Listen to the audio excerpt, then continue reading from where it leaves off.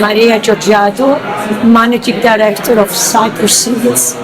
We organized today a friendly gathering of about 100 tech startups who have a connection with Cyprus and are aspiring to be success stories in the innovation world.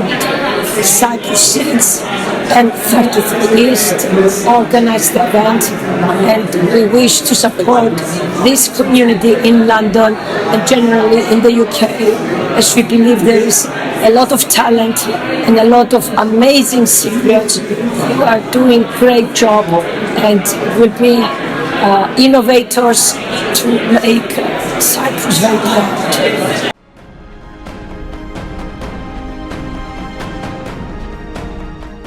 Good evening, my name is Dimitris Zopos. I'm the partner of 33 East. We're delighted to have so many people today, this evening with us at the High Commission here in London who are working in the technology space. Young people in startups, other people in corporates coming together to talk about technology and the incredible progress we've made in Cyprus in terms of having technology startups in Cyprus.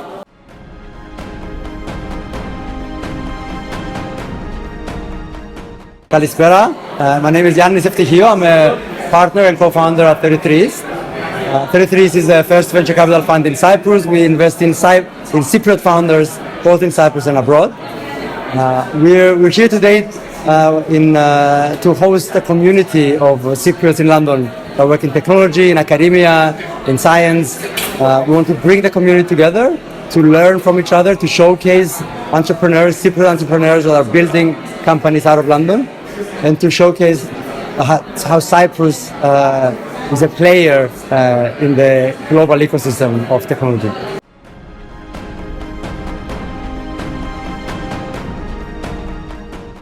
For this event, which is called Cypriots in Tech, organized by the Cyprus-based venture capital fund 33 East and Cyprus Seeds, one of Europe's leading startup hubs. This gathering comes at a especially timely moment, following up last year's Brain Gain initiative held at the Guildhall in the presence of the President of the Republic of Cyprus, Mr. Nikos Christodoulidis. That landmark event marked the launch of a new package of incentives aimed at positioning Cyprus as an attractive destination for the repatriation of talent, and received an overwhelmingly positive response from the Cypriot diaspora. This evening, we are very pleased to welcome, all the way from Cyprus, Ms. Maria Georgiadou, founder and managing director of Cyprus Seeds, as well as Mr. Dimitris Zopos and Mr. Yannis Eftichio, co-founders of 33 East. They will share the latest from their work and offer insights into the rapid evolution of Cyprus's tech ecosystem and the opportunities that take shape. Also, I believe some very interesting presentations will follow by some great startup ventures. Yannis will present them later. In this endeavor, our diplomatic mission in London remains at your disposal to support business cooperation, as well as assist with any consular or other matters. Again, a big thank you to the 33 East and Cyprus Seeds for this initiative, and all of you for your presence will hopefully be a productive and enlightening experience. And now, without any further ado, I have the pleasure to invite our first speaker, Ms. Georgiadou, to say a few words.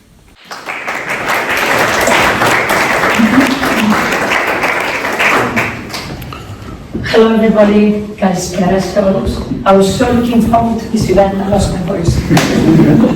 So, thank God for good friends, good partners.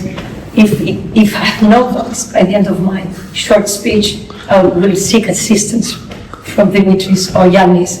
So, my name is Maria Georgiadou. I'm the managing director of Cyprus Seeds.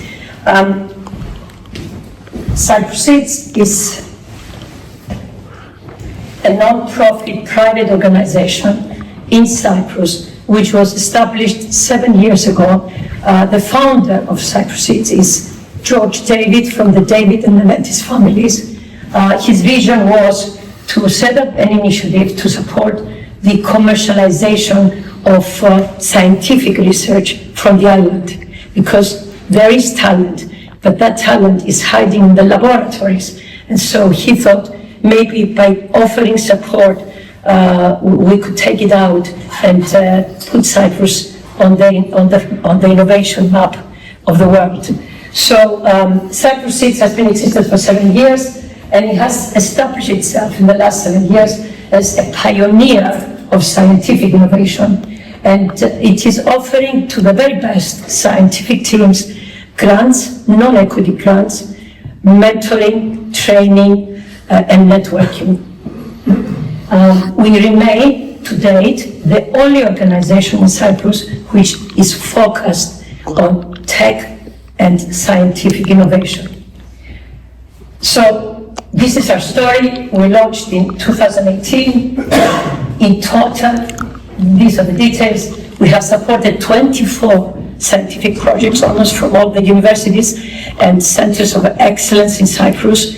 And we're very proud because in less than 7 years, we have been we've been instrumental, at least, to the spinning out from universities in Cyprus of 6 startups, and we have contributed immensely to the conclusion of a licensing agreement from Cyprus, which is at this point at the stage of clinical trials, a therapy, for gene therapy.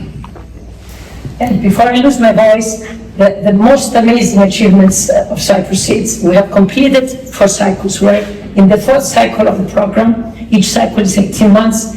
We have supported, as I said, 24 academic teams, and we have resulted in the creation of employment, which is one of the main contributions to the economy.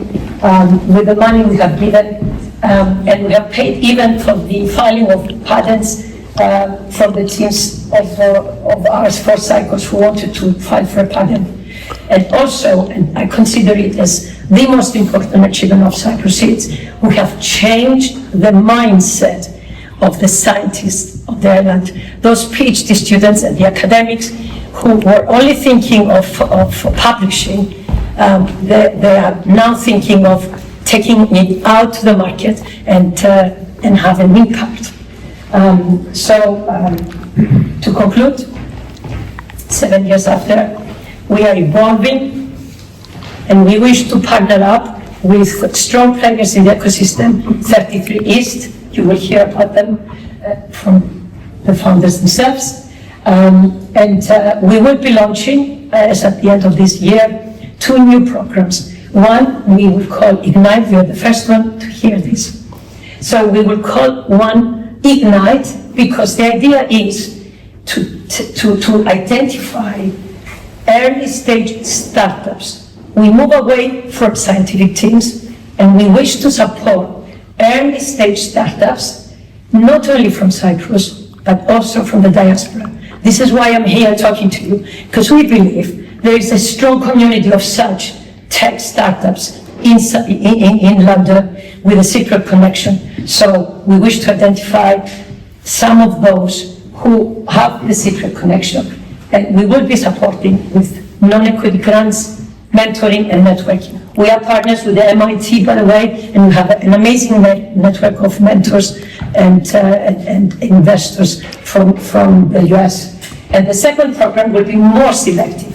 It will be called Propel, and it will aim at finding a small number of more mature startups, again with the Cypriot connection, who have a science component again, because that's our strong positioning, and have received pre-seed funding at least. And we will be connecting them with mentors and private investors and possibly customers from the US and not only. With this, I leave you, and I'm available for questions at the end. Thank you very much.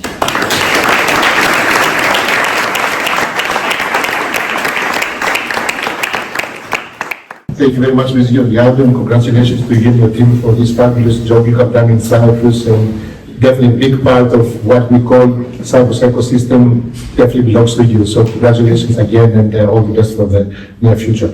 So now I would like to invite Mr. Yanis of 33 East for his welcome remarks. Thank you.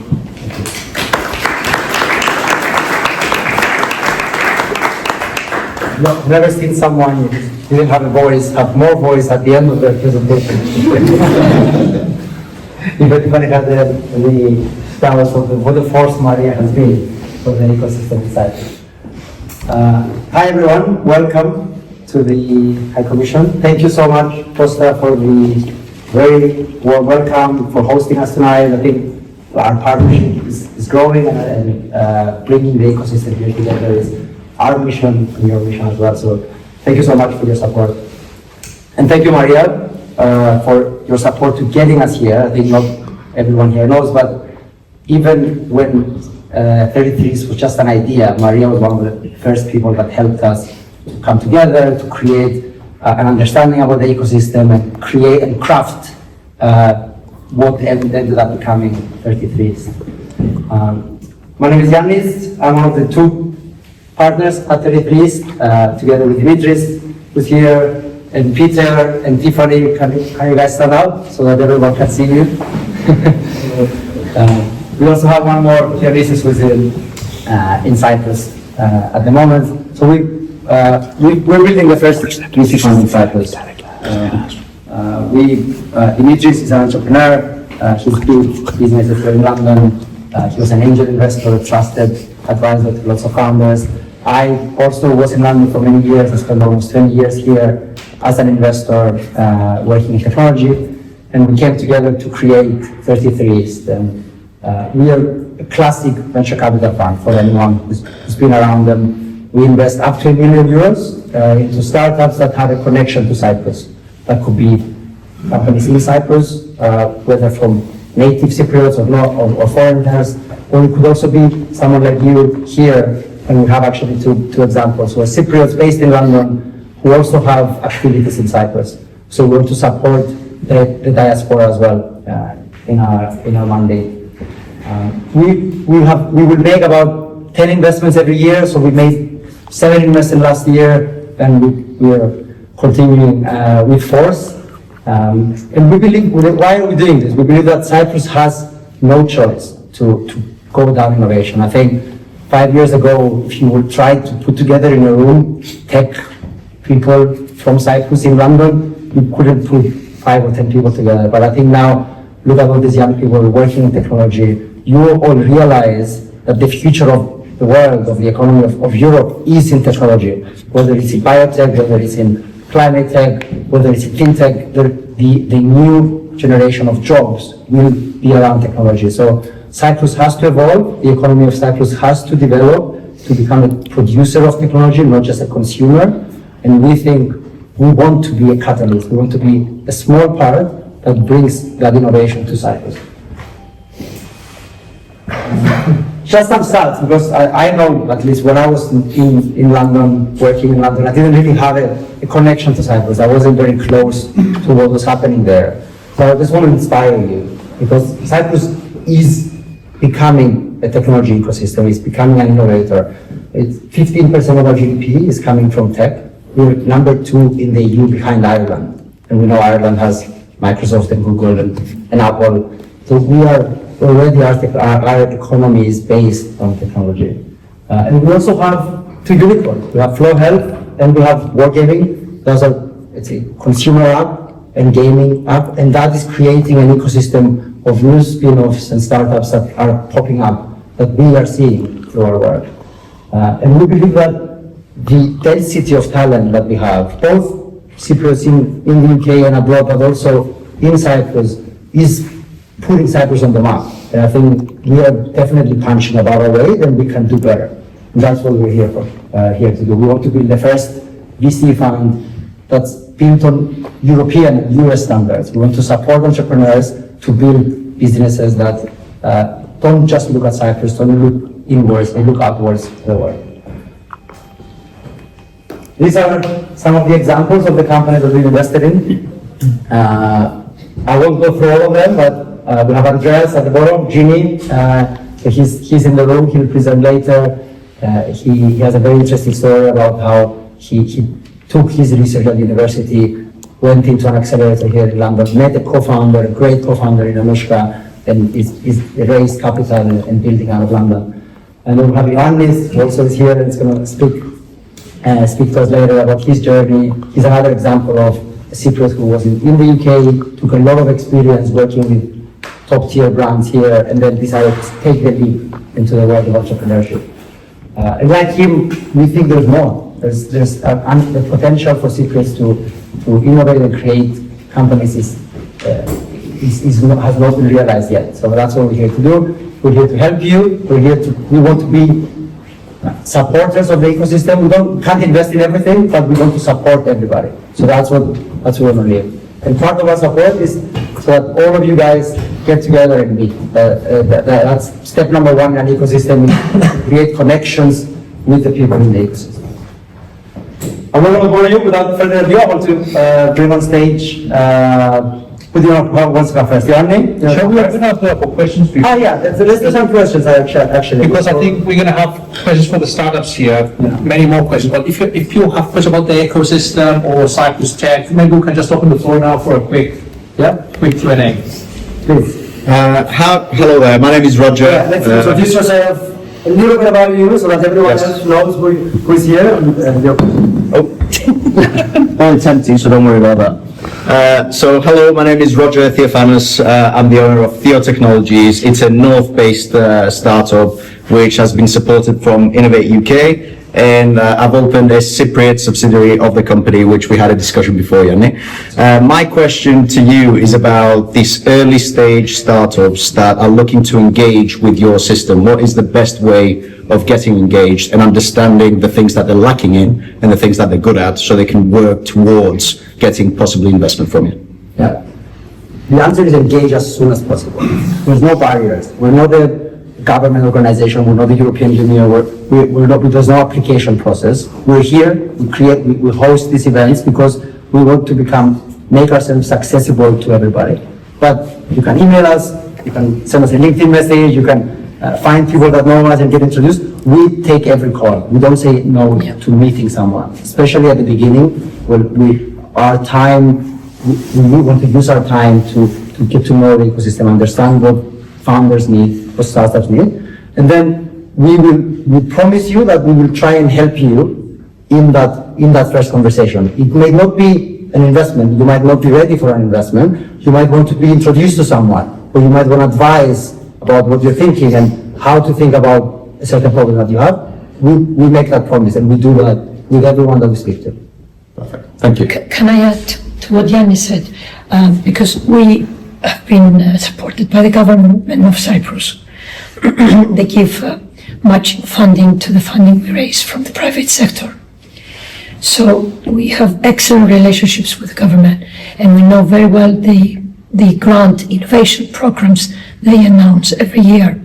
So reach out if you wish information about that. And also if you want to be connected with universities or any centers of research, we are there for you. So there's a lot more support than just funding. Much more than funding. Thank you. The only funding is here. So the way to think about actually, and the reason we're coming very close to Cyprus Seeds is that Cyprus Seeds is synonymous with deep tech inside. Academia, science, hard science, but also technology as a whole, like more broadly. And we're the next step after Cyprus Seeds. So we cover, again, we're sector agnostic. We look at all sectors of technology, including deep tech. And so between us, we will find some way to help you. Amazing. Yeah. Hi, I'm Jack Kane. I'm a British Cypriot, born here. Been 30 years in tech, so I'm probably one of the older crowd. I'm proud to be here, thank you. My question to you is, some people mentioned the Innovate Fund here. They run competitions like every quarter, so you can apply for funds. How is it going to work with you guys? Do you have random timelines for us to apply for funds so that we can get set up in Cyprus, or do you run competitions on timeframes like other funds? Yeah. So Innovate UK is the sister organization in Cyprus. It's called RIF, the Research and Innovation Foundation. They administer EU grants to startups. They have open calls. They have a schedule on the website. And they have calls for different stages of startups. Like they have a pre-seed for people who are at the idea stage. They have a seed for people who have some traction. They have matched funding if you have already funding from other VCs and they can match it with European funds.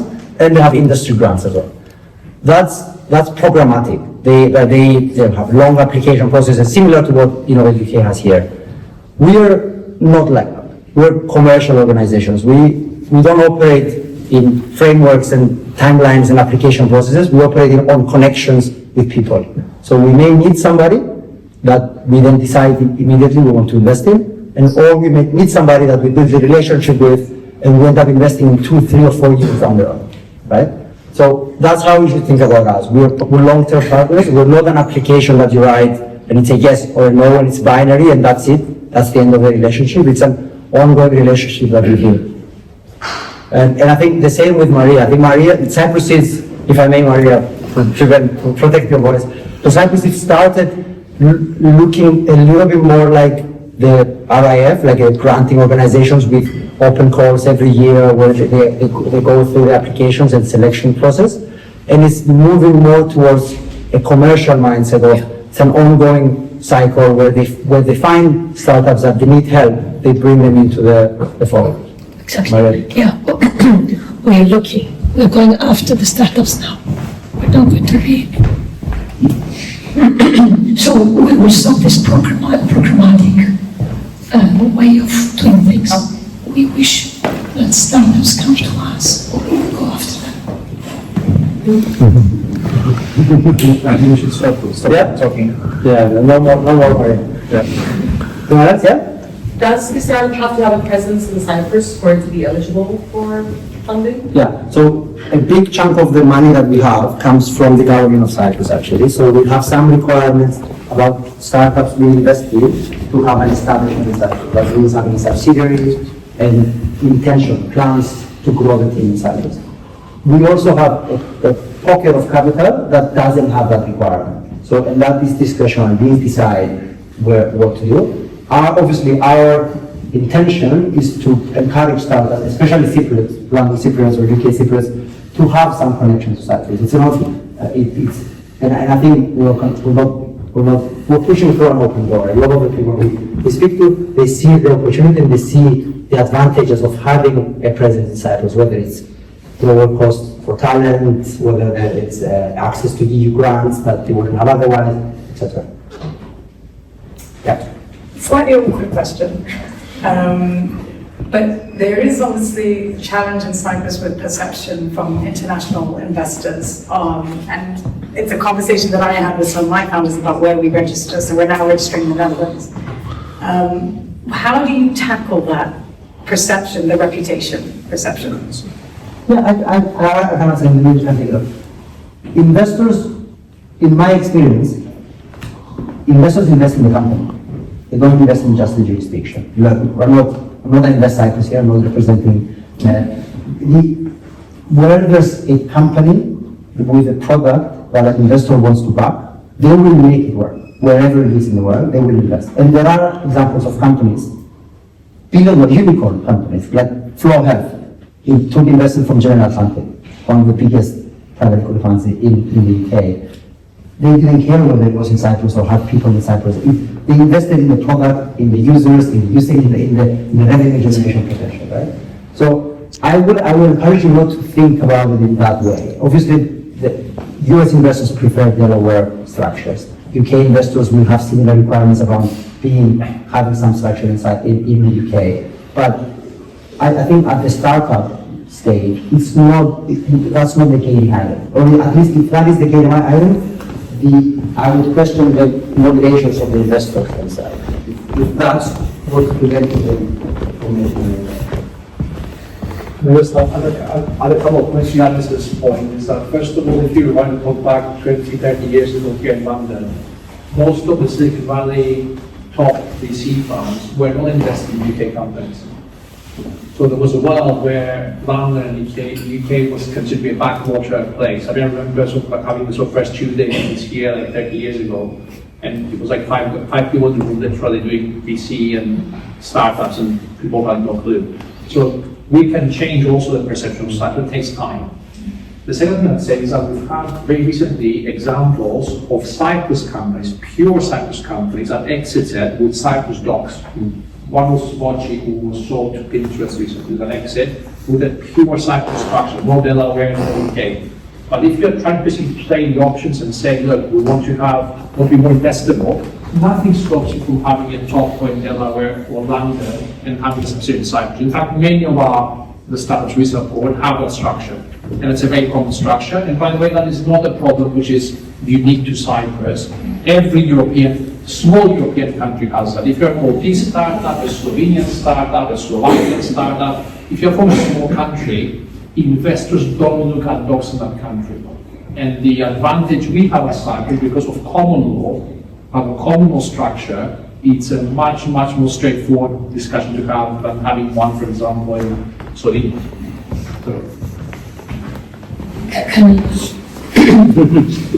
one of the advantages of Cyprus? Yeah, beyond what has been said, I believe registering a company in Cyprus gives you other advantages. You have access to the grants of the government, and there is a pre-seed grant program offering 100,000. There's a seed program offering $500,000, and Innovate program offering $1 million grant. You provided your Cyprus registered company, but also you have the amazing EU grants, which are not to be underestimated. So please consider those advantages. That's why we're not registering. Yeah. Hi there, I'm Ronnie Gilgill, British Greek Cypriot. Obviously, we've got a massive interest in what you're doing, so that's very exciting. I've been working in commercialisation and tech transfer for 19 years now.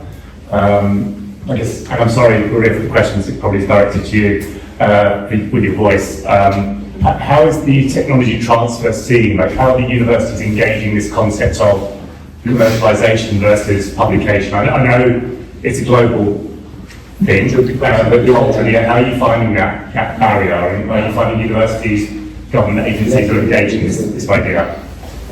How much time do you have?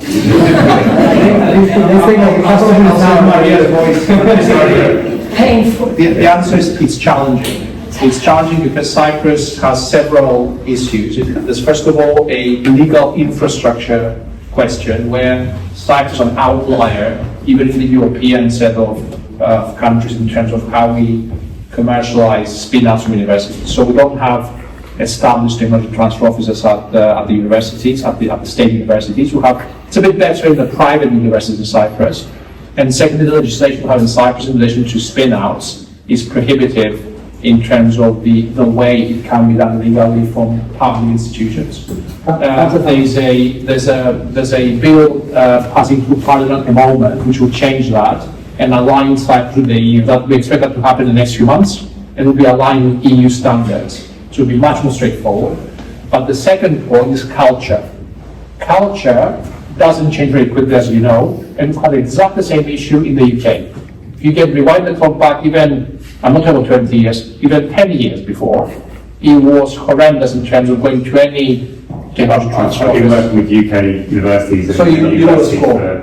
It's painful, especially if you're in biotech, if you're in categories where you require a lot of kind of university support, equipment in terms of labs, whatever. It's a nightmare to negotiate any form of clean docs for on the IP side that makes an investor like us think, this is great, well, this is investable. So the key is to make the startups and spin-outs investable, and at the moment that is challenging in Cyprus, but we expect it to move quite quickly actually. What is going to be less fast to change is the cultural aspect, and for that to change we need people who are scientists to become entrepreneurs, and that takes many, many years. We have, for example, some incubators in the UK, scientific incubators, and I think Maria is trying to do something similar with Cyprus Seeds, where we try to support the scientists, and maybe some of them, a handful of them, like Andreas here, will want to at some stage bite the bullet and become entrepreneurs. And that's something which we think is the future. Always a small subset of people who are scientists and want to become entrepreneurs. Thank you. Yep. I'm Philippos Peroulas. I work on the VC side for a company called Energy Revolution Ventures. We invest globally. Personally, I'm half Cypriot, so would love to get involved and help out in some way. My question is... Fantastic. Yeah. How about investment? The question is, we're quite specialized, we only invest in energy technologies, but the question is, how do we get access to Cypriot deal flow? And what else do you need beyond just an investor looking to invest in companies that in some way are related to Cyprus? Presumably you invest at kind of Series A. Seed Series A. Oh, seed to Series A. Yeah. Okay. Then let's talk about it. We're very happy. The bifurcation of venture is you have what are called sector-specific funds, like yours, that you see in London, it's climate or fintech or defense, and you look across a geography or worldwide. And then we've got regional funds, like ours, like Greece, like Spain, that cover the entire market. And then we become the bridge into the sector-specific funds. So where we can find an investment that perhaps we want a co-investor, or one of our investments is maturing and wants affordable funding. That's part of our job, part of our proposition is to do that. But we don't have to be investors. We can also support you if you want to invest in deep technologies related to climate that we cannot take the risk on, for example. Again, I'm very happy to share pipeline, introduce you to the right people here in Cyprus. Make a plug here for Maria. Maria, yes, go for it. Yes. And if you're patient enough, to years from today, there is a center of excellence in Cyprus called Phaethon, the Son of the Sun, which received 30 million grant from the European Commission and began 2 years ago to set up a center to support innovation in renewables and green energy. Cyprus Seeds is the innovation partner to this effort, but the project leader is the University of Cyprus, which has actually some good research and scientists in this sector.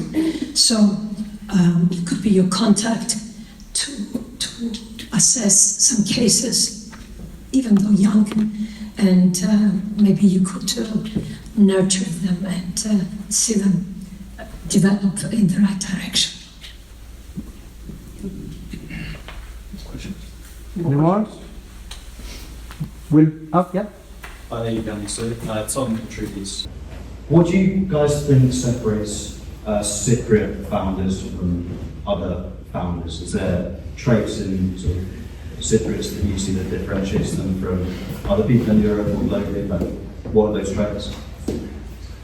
Maybe I can take a stab at that. I think that the founders come in all shapes and sizes in every country. I think you have a huge diversity in types of people who become founders.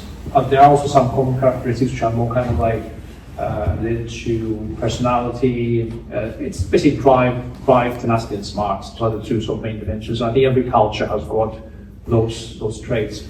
With Cypriots, I think the unique thing is that because Cyprus is a very small country, people from Cyprus tend to sort of go abroad more often than say Americans go abroad. So if you compare the average American or the average Cypriot, the incidence of people traveling and seeing the world, for example, is higher in for Cypriots than it is for. So we have diaspora, for example, in a way that, for example, a typical American from the Midwest doesn't.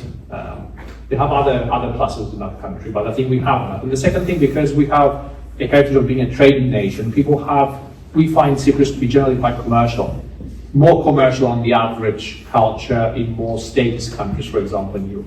So those are kind of at the margin, perhaps some characteristics that can define Cyprus, but I don't think they are particularly different than other cultures. I think a Cypriot founder can be as good as any other founder of any other country, I would say. Just to add something, practically, startups live and die by the talent that they can attract. And the problem that continental European startups have had traditionally is that if you go into a French office, French startup, their materials will be in French, every conversation is in French. If you go to Spain, it's the same, if you go to Italy, it's the same. Those startups inherently are inward looking, they're not conducive for international people to join them, and they don't travel very well, so it's very hard. I mean, I can't think of a French startup that went and conquered the world. I think of many British startups that went to Europe. So, and I think we have that as a country, both for English speaking, and we are very welcoming foreigners that become like a melting pot. And I think in different parts of the world, immigration, it means different things at the various moments of time. But if you look at the most successful place in the world, the Silicon Valley, immigrants were that as a badge of honor, like we're immigrants, we're here to build startups. And I think Cyprus is becoming that, it's becoming the melting pot of the region. Because of the instability in the region, it's becoming the focal point. And we see that. We see that the talent in Cyprus is really good. You can witness what Yannis and Dimitris have just said. In an annual event that takes place in Cyprus in May for startups and innovation. And it attracts around 8,000 people from so many countries, even from the US. So these characteristics which Yannis has emphasized. You should all come. It's called the Festival, now it's become the Tourist Festival. It's an amazing place. If you want to get a feel for the pulse of Cyprus and what kind of startups and companies are there, welcome. And Cyprus is great in May. You can meet lots of people. We'll be there. The 21st and the 22nd of May. Yeah. Hi, my name is Maria Tifonis. I am I'm from Silicon Valley, grew up in the Bay Area, and I'm curious if, I know you said you have two sources for cost of capital, and whether the deal flow today you're seeing is mostly of the diaspora in other countries, so in the UK or the US, and if over time the goal is really to be able to find companies that start, grow, and kind of retain talent within Cyprus versus kind of going to the US and UK. Yeah, I mean, it's mixed. It's a mixture. So when we're talking about Cypriot talent, like big Cypriot talent, it's mostly the diaspora. We see that people who have gone out, traveled, even if they have returned to Cyprus, it's people who have left, typically, to see innovation, to see high growth startups. But then at the same time, we see non-Cypriots who are in Cyprus, who've been there for 5, 10 years. They came with other startups, other companies, they left. They chose Cyprus as the home to build their companies. So obviously we want to attract as much talent as we can in Cyprus, but we also appreciate that, I'm in London, there's no startup or company in London that doesn't have offices anywhere else, right? And London is the hub of Europe, and you still have satellite offices or people to serve other markets. So any startup, any company that gets built out of Cyprus has to very quickly also create presence abroad in other markets, whether it's for sales, for servicing, or development. So I think Cyprus is a great place to start. We find that, but we're also not averse to working across cultures, and I think that's what Cyprus has been very good at. We've been very good base to attract talent, but then also does the international. Maybe one more point to add here, which I think maybe is not very visible for you in terms of your networks, is that in Cyprus we have a huge community of foreign speakers, or Russian-speaking community, which is fairly new in Cyprus and incredibly skilled. They've come to Cyprus because of circumstance, but they have had experience in growing and building startups, failing, succeeding, some very successful founders in large markets, in the US, in the UK, in Europe, in Russia as well, but they were forced to come to Cyprus because of circumstances. Those people have an incredible talent density, and we see a lot of deal flow from them as well. And increasingly, that's what we're seeing. Cyprus now is #1 in the world for game dev, #1 in the world, #1. Not number 2 or 3, it's like not the top location in terms of game dev studios in the world. And yeah, that's what we're seeing. And we're hoping that we will see other sectors that emerge like that. And many of those, by the way, they also move the cultural aspect. They move away from being Russian speaking to being kind of English speaking as well. For example, wargaming is an English speaking culture internally. And we see kind of the same pattern developing in other European countries, where they start with kind of immigrants coming in, perhaps having those cultural sort of groups, and then becoming more kind of world class. In the Valley, for example, 50% of engineers are from India, and everyone knows that. So it's 50. It's same in the UK. Half the people here are immigrants. Effectively. Shall we move on? And then, yeah. Thank you so much, everyone.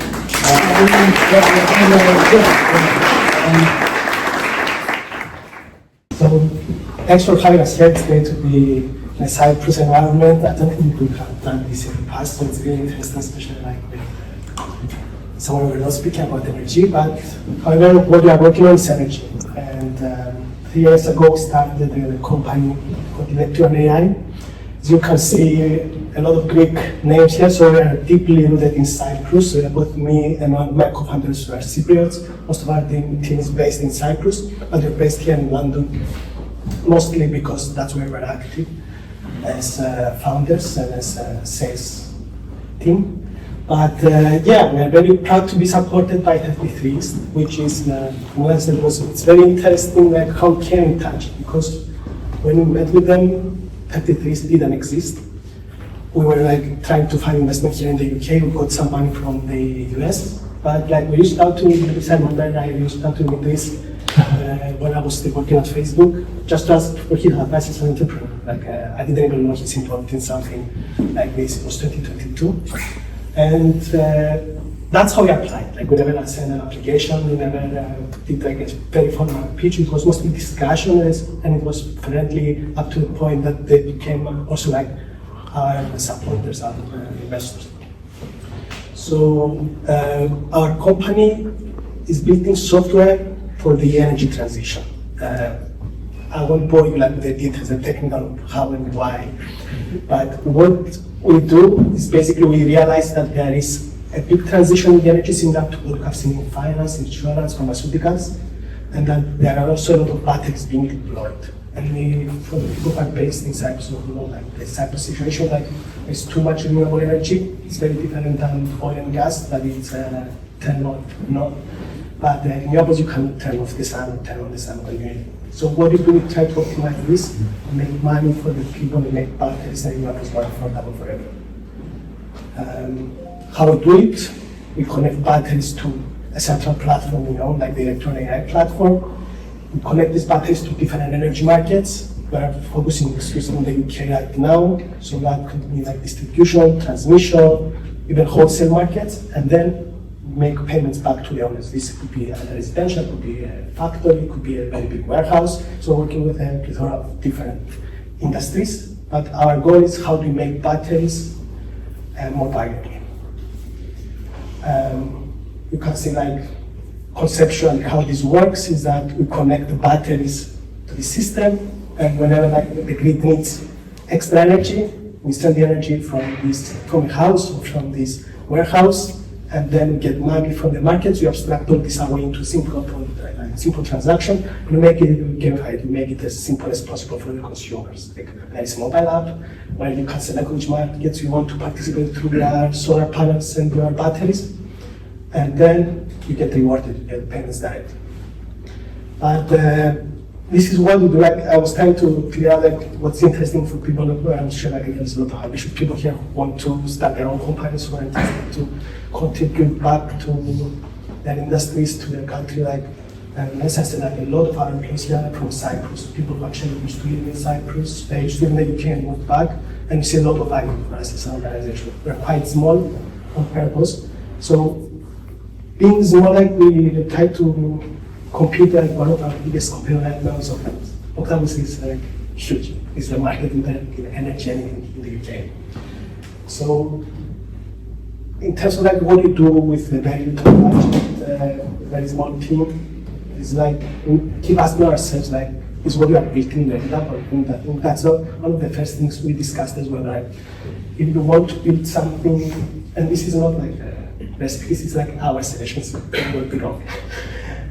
We realized that for us it was the things that kept being validated was the things that most people consider too ambitious, but the experts said it's inevitable. So if you believe that what you are building is inevitable and you see like there is this belief, that will work for us, like to help us focus.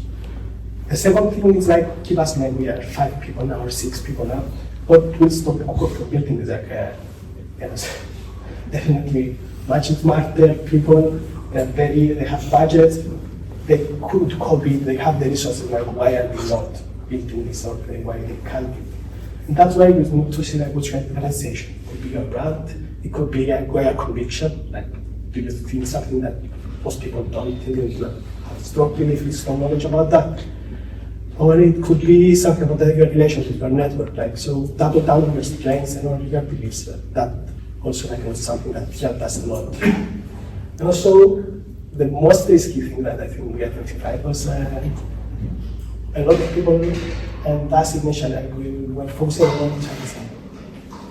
There's a lot of things we hear, like, the scriptures and there's a lot of value, but also there is a lot of hype. Like, you need to feel strongly about this company being necessary to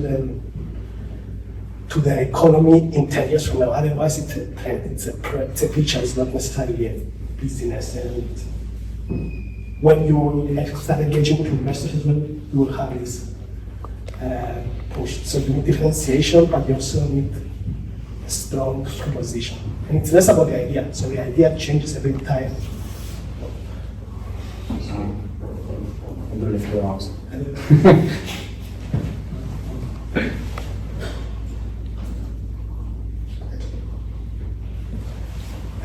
It's more about like keep asking questions, like these questions, and our idea changed during this kind of it's changed every 6 months.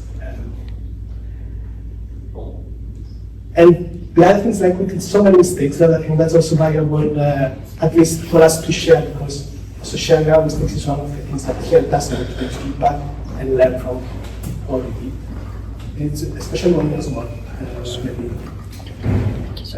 very early. And we realized that what helped us a lot is like to focus on something very small, something very focused, and name that domain a small segment first, because it's easier to get like 80% of a 1 million market without a lot of competition than looking for 1% of a billion market. The second thing and the most challenging was like high talent resident as everywhere. There's an advantage because like we have a very small team, but we are very proud of amazing people. That's where like the Cyprus connection helped us extremely. And I started like you cannot necessarily pay a lot of people a lot of money, but we realized that if you go out there and pay top of the market for the talent, if you pay someone like double what they were making, good people, they are going to make 5 times more work than 5 average people. And so for us, that's like number one. Like we need people that we would fight to keep if they want to live. And I think that's super important. And also like being honest, giving feedback and surfacing mistakes. Like that's something that helped us so far. And it also brings us to number for like hard work in time. Like we try to invest as much time as possible. No vacation policies, no time keeping. We empower people because we have people that we trust, and that helps us like compete with people who have 10 times or 100 times, 1,000 times more money than us. And yeah, that's pretty much what I wanted to share with you. And this is something you are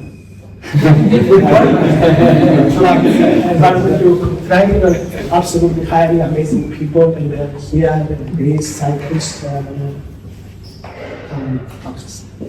you.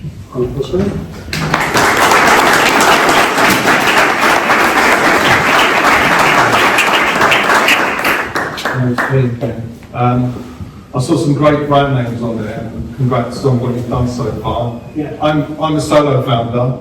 I've worked for some good companies as well, but I decided to leave the corporate world and go into creating something out there for the industry. What made you leave your job and do what you do today? So for me, like, I went to different companies, different industries. With finance, I spent some time in metal, like some consulting. Like I saw so many different industries changing, and then what I have seen in energy coming was like so big. Like for me, I really wanted to be part of it. And actually, I took a year and spent a year like with my co-founder before leaving our jobs to see why this is so big. And then when we realized that this is going to have so much impact and that it's going to change how everyone's experiencing and using energy in a very fundamental way, much more than what revolutionary products. In my opinion, energy is changing way more fundamentally. So we realized that this is something big enough that we want to be part of. And we are not energy people, right? We are not energy people at all. And we became energy people because what we saw was like too interesting to pass. Yeah, could you clarify a little bit if your business is more B2C or more B2B? And That's then, B2B. It's B2B. And then part two is, what kind of IP does your company have? Yeah. So in terms of our company, like what we do, we enable new business models for our customers. So our customers are some people that install batteries to warehouses. We have consumer brands. We have social landlords that they want to provide greener and cheaper energy to their tenants. We work with these kind of organizations and create new revenue streams. So, and our IP is like it's our ability to connect to different brands of batteries, connect to different markets, and to orchestrate in the middle all the intelligence of this. And we bring all of this in an abstracted way, like through UI, mobile app that our partners create, and basically let other people build the consumer brands on top of this. Questions? Good. Thank you so much.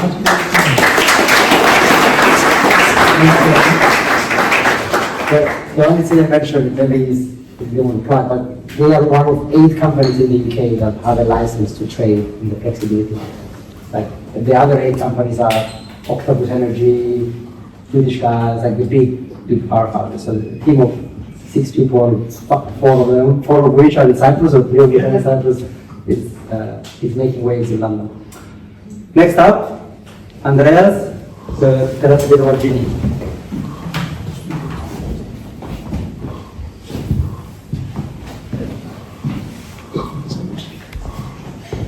Hi everyone, I'm very happy to be here. We're supported by both 33s as investors and also Cyprus Seeds in the form of the mentorship that they provide. So yeah, I'm very happy to tell you more about Genie, where we are bringing precision care to uterine health. So across the world, 320 million people suffer from infertility, and that's 1 in 6 women.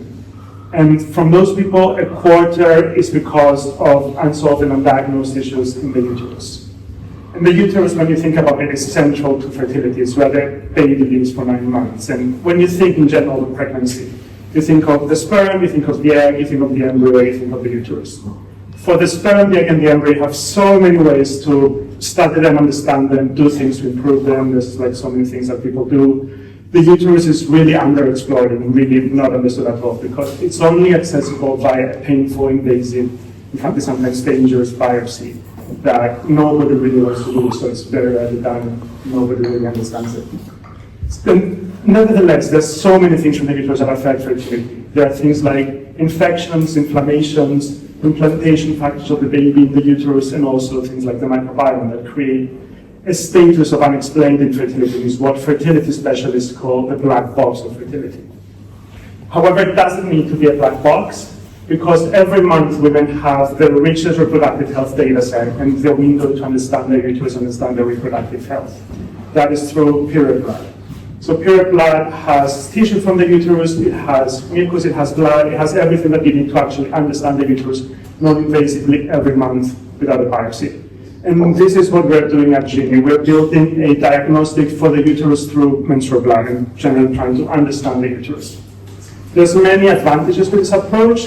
It is non-invasive, obviously, and you can also repeat it month after month to capture any changes. You can find hormones the same as you can find from the blood, and actually even more relevant because it's actually from the source of where they act. You can find all sorts of factors related to fertility and reproductive health. You can find factors for different conditions: endometriosis, polycystic ovaries, PCOS, menopause, cancers, everything that you want, you can find from the menstrual blood. We have already validated a protocol and applied for a patent for the processing of the menstrual blood, and have also validated the presence of fertility markers in the menstrual blood. These include inflammation markers, infection markers, implantation markers, the hormones, and even things like heavy metals and microplastics.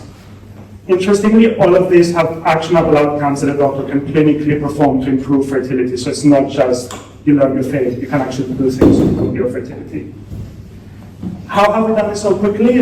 At the center of Genie is our Genie platform, our multi-omics ML discovery platform that is based on the data from more than 200,000 people, and it informs essentially how the biomarkers work and interact, and allows us to develop new biomarkers, understand biomarkers, and move forward with our protocol and also developing biomarkers for fertility.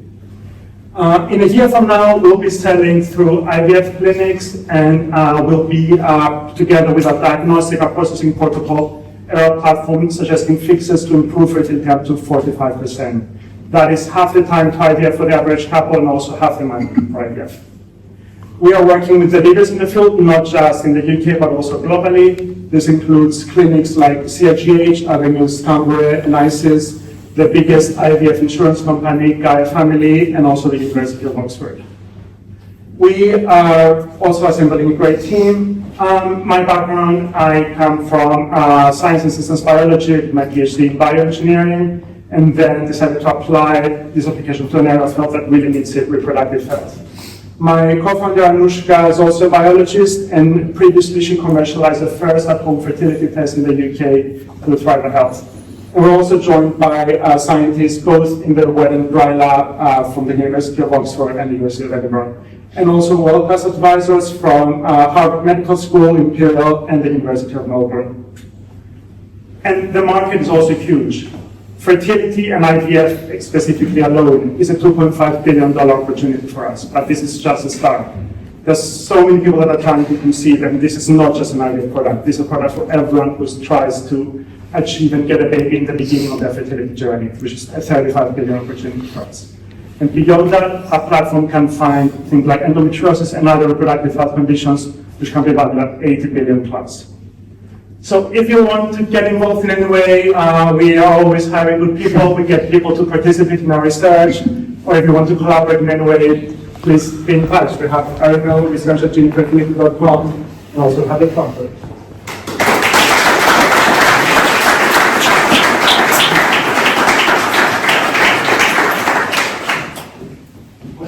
Questions on that? So this is super interesting. The question is, how far along are you in validating the claim of 45% improvement in fertility? Like, have you started clinical trials? Have you planned to do so? We have early, We're in the process of running the clinical trials, so we're getting very encouraging data from the clinics actually that show that this is indeed like very encouraging and that this is indeed something that we can show. You said you've been able to use 200,000. How did you manage to collect that? Is that through hospitals and approvals? It's a combination of sources. So it's partly through hospitals, partly through working with the regulating authority in the UK for IVF, partly through university partnerships. So it's a combination of different partnerships that we have that has enabled us to assemble this. My follow-up question is, what are some of your biggest challenges right now? So we're in the process of running a pilot, so this is obviously a big thing, so a lot of work now, and obviously constantly keeping up with like AI and the progress and machine learning and everything, to keep developing our platform, keep getting more data. How many biomarkers are you working with that are kind of established and recognised, and how many biomarkers or signatures have you kind of developed proprietary yourselves? Yes, so I would say it's about 50-50. So there's like half of them, they're already established and things that like people know very well. Some of them are more novel, but still things that like doctors can recognize and understand what there is to do. For us, it was very central to have things that have actionable outcomes so that the doctor can actually do something if they know that this is wrong. So it's not something that we can just tell people, this is what it is, but actually distinctly actionable. Yeah. Thank you. Are you currently working with the NHS by any chance? No, so not yet at least, because IVF in the UK is 75% private, so we've gotten a lot of pull from private IVF clinics. So okay. The second part of that question, the reason I'm asking is because in my 5-hour drive from the north down, I heard about the cancer detection through menstrual blood treatment at NHS. So is that a competitor, and is that something you guys can collaborate with? Or? It is. No, we know Sasiana very well. She does HPV, and it's really good. It's really good for the field to get like more understanding from menstrual blood and everything. So it's definitely something that's really good for the field and something you can collaborate with here. How are you thinking about the business model in terms of, is this going to be a recurring thing, or is it more, affecting couples at the point where they're trying to conceive? Or how are you thinking about making it more recurring? Yeah, I mean, at first sight, we're selling to the IDF clinic, so essentially the recurring is a subscription from the IDF clinic, so that helps like the diagnostic part. Essentially, when this eventually becomes for everybody who's trying to conceive, this can become something that accompanies you understanding the health of your uterus. Because you start when you're trying to conceive, you can start when you have different conditions that you get tested, you can go through to menopause as well. So this is something that, especially as now people become more worried and more keen to understand their health, something that can repeat many, many times. What exactly are you trying to patent? Presumably it's not just the analysis of menstrual blood, it's something more specific. What is that? So we filed a patent for the processing protocol of the menstrual blood, which is actually quite hard for many different reasons. And we've also filed a patent including the combinations of the biomarkers that we find from the menstrual blood in relation to fertility. Thanks. Great to see the progress on this. I wondered if you could comment on your regulatory strategy. Are you planning to regulate before you go to market? As you said, you're going to need to have the idea of clinics next year. Yes. So it's a process with the MHRA in the UK. We're already in contact with the MHRA and are setting up our regulatory framework. So we know what we have to do in the process of getting that data, packaging it in the right format, constantly communicating with the MHRA. Any questions? Yeah, one more. Yeah. Is the idea to sell it to consumers the same way that 23andMe sold those DNA tests?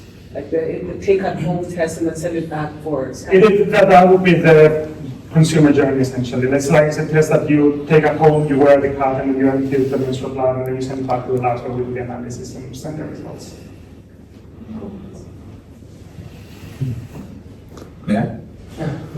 So they say that all genius ideas are obvious in hindsight, and this sounds like a genius idea. So my natural question is, why has no one tried this before? Yeah, that was exactly our question when we saw this. Well, we can ask this quite a lot.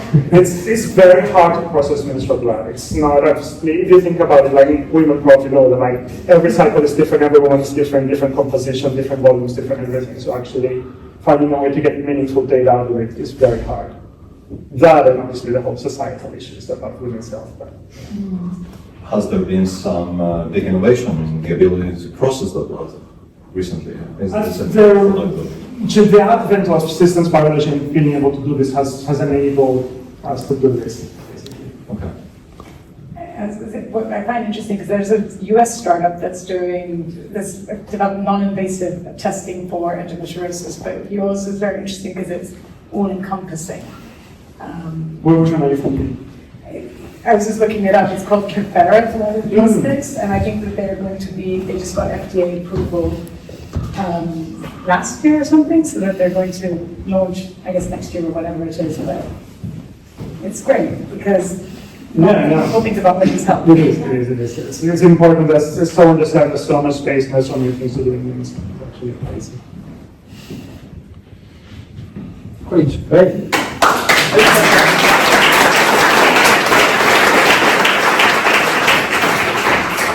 There's a lot of engagement with founders. I actually wanted to call out Tom Pedridis. He's a last minute guest speaker, so I'm just putting him out. He didn't come prepared with slides, but we met in this event last year. He was at the time going to Angela, and he has since raised money and is building. So I wanted, because I was speaking to some people earlier who were debating about going to accelerators and what to do when they don't really have an idea yet. So I think, Tom, do you come and just say a few words about your journey so that people get to know you, and then we'll come after chat.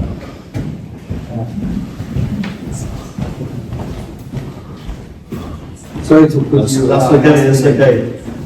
No, thank you for having me. So I'm Tom Petridis.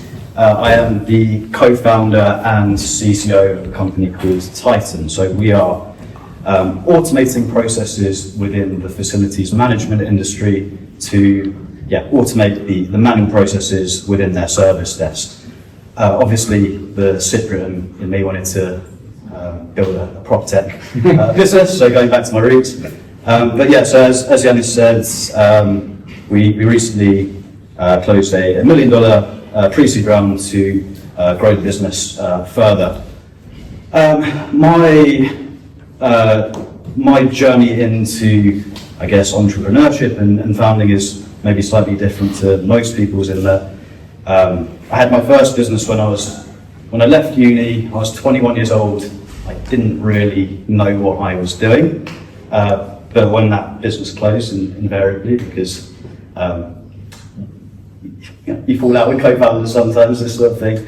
I always had that eager hunger to go back into the space and found my own business, but I didn't really know where to start. So my wife was actually on a Hindu, and she got speaking to one of the other girls, and I think they probably had a few drinks, and she said, "Oh, my husband, he's always talking about starting his own business and doing this and that." And one of the girls said, "Well, my husband's just started his own business, and the way that he started that was that he went to an accelerator called Antler."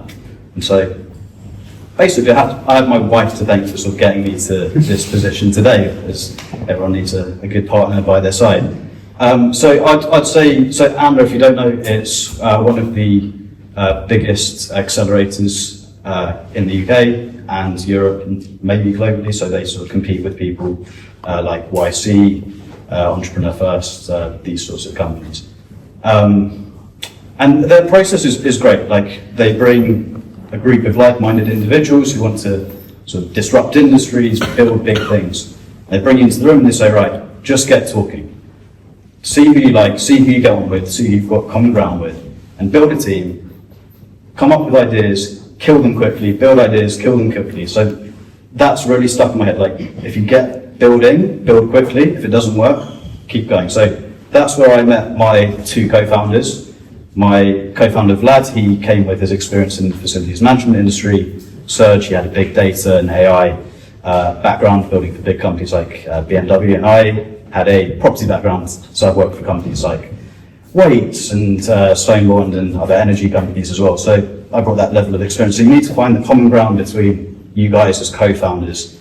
Yeah, like I said, they said build fast, fail fast, and we found that common ground. And in the end, we went through the process as sort of a 3-month process. And if Antler like what you've done, then they will say, right, we like it. Here's your first 100K to go and build. They've changed their terms now. It's a lot better. I wish I'd done it this year. So yeah, so that's how I got to sort of meet my co-founders. What I'd say is their big things are for founders. Why now? Like, what is the problem that you're solving? What is it right now? What has changed in that industry to allow you to disrupt it?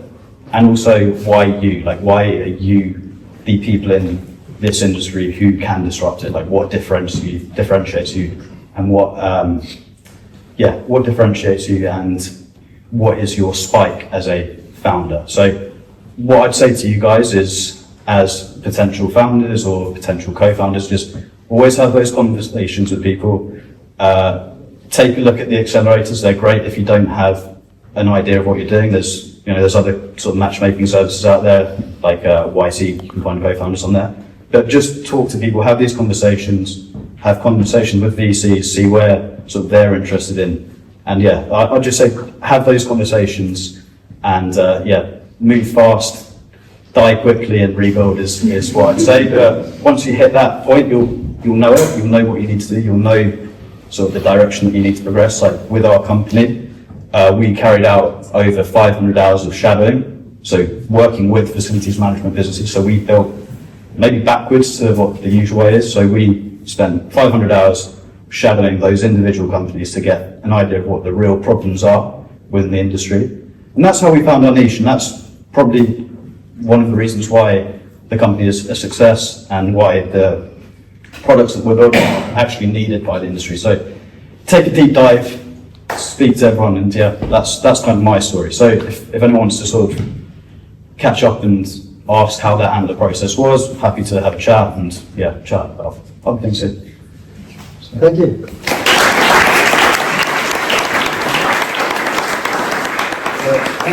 And Rob is hiring if anyone is passionate. I didn't want to stop. Any questions now, or come find me after? I guess how many ideas did you go through and what made you settle on this one? I partnered with maybe 4 or 5 people throughout the cohort. We probably killed maybe honestly 20, 30, 40 ideas. This really fast. So this idea, the scale of the industry, the archaicness of the industry, it felt like the right place to be building. We all had the expertise to disrupt the facilities management industry. We all brought our own bit of expertise to really, really make a difference in it and understand the problem. That's what. How did you decide to kill your idea? How did you validate essentially to say, this is it, I'm stopping? So my big thing is I'm fairly commercial, so I'm not afraid to pick up the phone and call people. Validation is talking to people in the industry. See if you can get letters of intent. Basically, if you can start to find yourself getting letters of intent, that's a big indication that you're on something good. But yeah, get on the phone, call people, and work in the industries that you know. Obviously AI's sort of changed it a little bit now, that you can become an expert in various fields quite quickly. But I'd say start off in the industries that you know. So obviously we started off in the prop tech sector with facilities management backgrounds, with AI backgrounds. Start in the sector you know, and get on the phone, email people. You'll be surprised that people are very willing to talk to you if you say, I've got an idea, can I just run it past you in 10 minutes, just on LinkedIn? Did you call the same person 20 times? No, I don't want this broadcast. You try different channels. Look, people are quite happy to, if you call them and say, I'm just doing 10 minutes of research. Yeah, can I just say that this cannot be understated. I think it's, and as investors, when we talk to teams very rarely, when they have just an idea, our advice is go and validate, go and speak to people that would be potential buyers of these potential customers. And we get resistance. I know it's hard to go out of your comfort zone and reach out to people, especially in the industry that you're not very familiar with, but that's what you're going to have to do. Once you raise the capital, you're going to have to go and do that. And an investor wants to see that you are also doing that even without capital. And you can demonstrate that the behavior of what you would do even after you raise the capital.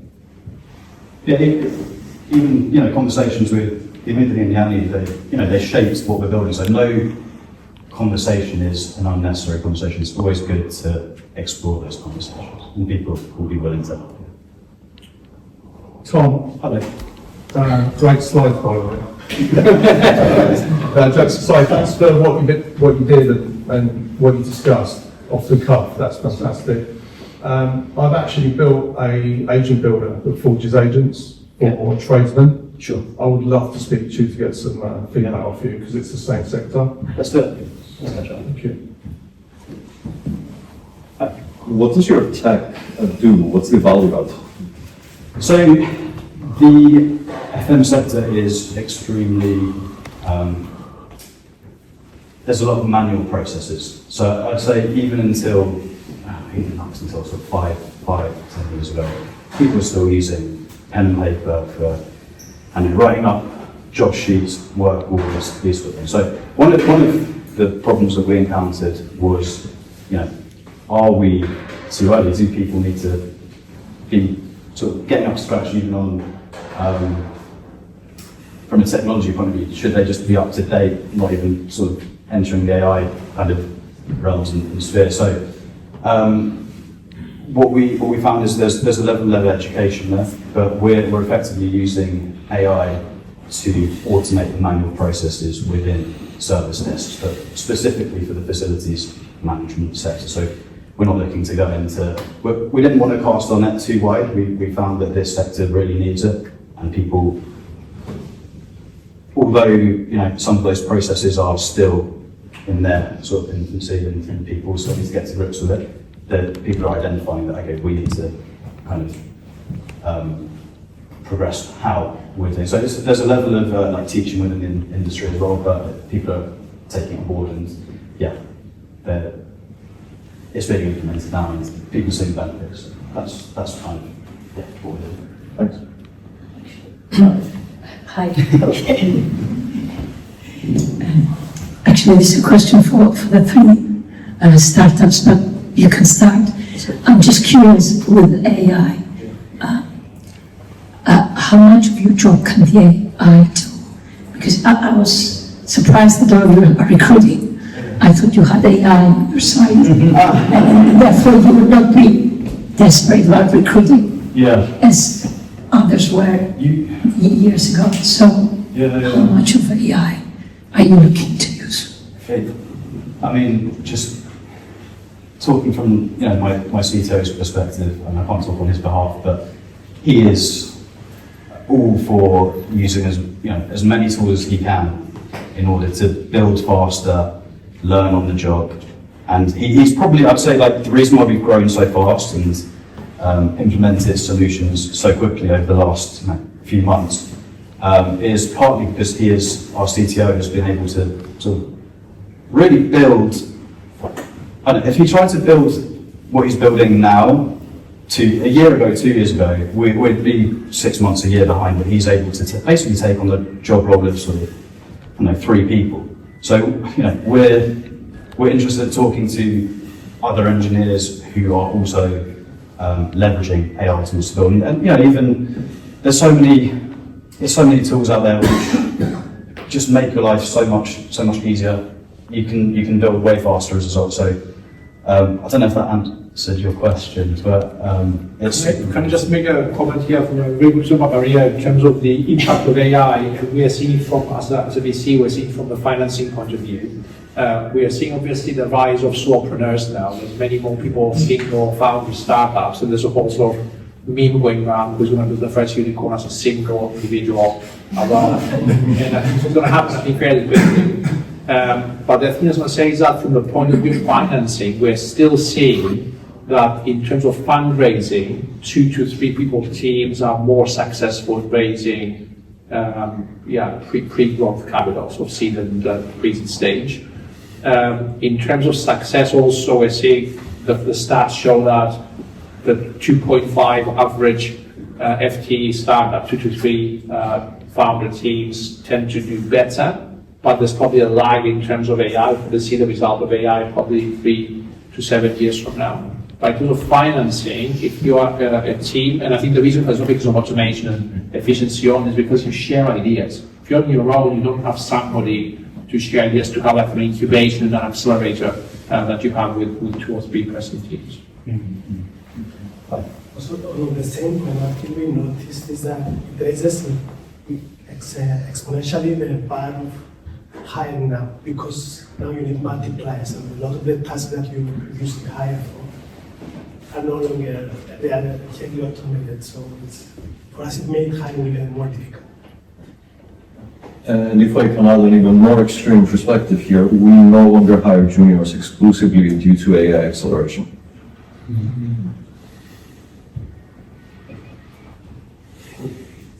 Can we continue on the James? Yeah.